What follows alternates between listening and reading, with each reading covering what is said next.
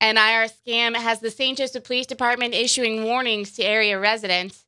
Basically, they're telling these people that they owe back taxes for one thing or another, and if those taxes are not paid, then the IRS will put a lien on their home or their property or something like that, and this matter can be resolved quickly if you'll just send in some money. St. Joseph Crime Prevention Officer Sergeant Greg Gilpin says the department has received several calls from area citizens who have been contacted by the scammers. You just have no idea where these calls are coming from. I mean, it could be right here in town, or it could be clear across the country or some other part of the world. That's just the way it works, and you just have to be very leery and just don't even deal with them. Just hang up. Our sister station, Q Country 92.7, was also contacted by the IRS scammers who left this message on the Q Country hotline. I need you or your retained attorney of record to return the call. The issue at hand is extremely time-sensitive.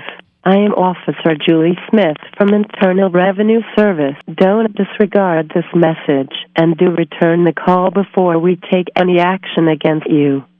Goodbye and take care.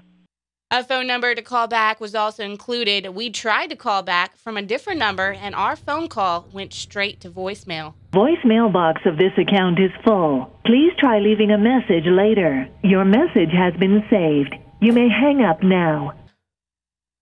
Our third attempt to return the call was made from the Q Country studio and left us with just a busy signal.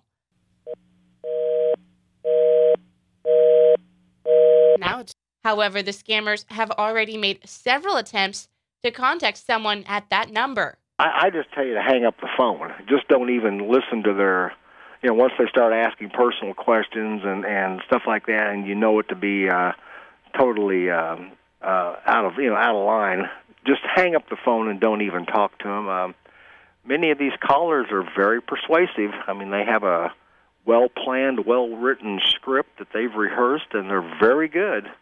They can really sound legit, and so you need to just be cautious. But if you think it's a scam, simply hang up.